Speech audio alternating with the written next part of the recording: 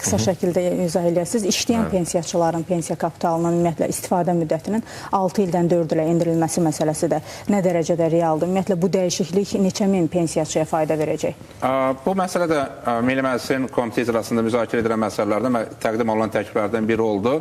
Və təbii ki, eyni zamanda bu istiqamətdə müzakirənin hökumətlə davam etdirilməsi, uyğun dövlət qurumlarının davam etdirilməsi tövsiyə olundu və təbii ki, təklif ondan ibarətdir ki, işləyən pensiyaçıların pensiya məbləği onların pensiya kapitallarına uyğun olaraq 2 dəfə 6 ildən bir artırılır. Bu, əmək pensiyaları haqqında qanunda təsbit olunmuş bir tələbdir və istiqamətdir. Və yəni sadə desək, pensiya çıxdıqdan sonra onun pensiya məbləği müəyyənləşdirilir. Məsələn, 500 manat.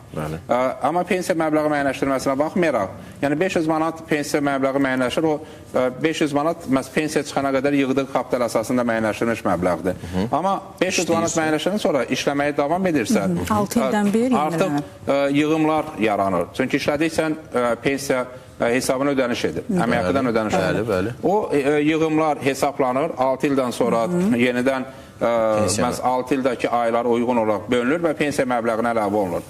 Və ikinci dəfə yenidən 6 ildən sonra 12 ildən, pensiya çıxdıqdan sonra 12 ildən sonra əlavə olunur. Bizim təklif ondan ibarətdir ki, və bir sıra inkişaf etmiş ölkələrdə olduğu kimi, bu 6 ildən deyil, 4 ildən bir olsun.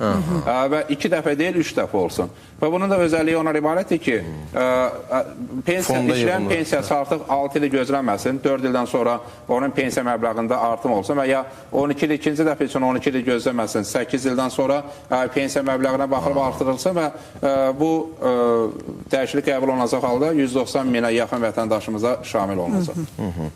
Vüqar müəllim, hazırda orta aylıq əmək haqqının artımı 11 ay üzrə təbii ki. Bu göstəricinin 12 ay üzrə hesablanması pensiyaların tənzimləməsi necə təsir edə bilər? Təbii ki, 12 ay üzrə qeyd etdiyimiz kimi fevral ayında 11 ay üzrə nəticələr elan olundu, 9.3%-dir. 12 ay üzrə nəticələrin 9.2% olacağı gözlənir.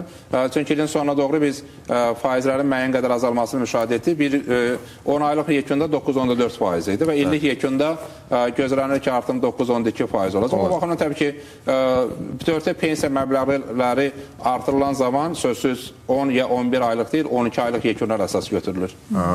Aydındır. Belə bir xəbər də var ki, sosial müdafiə xüsusi ehtiyacı olan şəxslərin Azərbaycan təhsil müəssisələrindəki əlavə təhsil istisna olmaqla ödənişli təhsil haqqını dövlət tərəfindən qarşılaşacaq. Bu barədə təhsil haqqında qanuna dəyişiklik edilib. Qanun layihəsi parlamentin elm və təhsil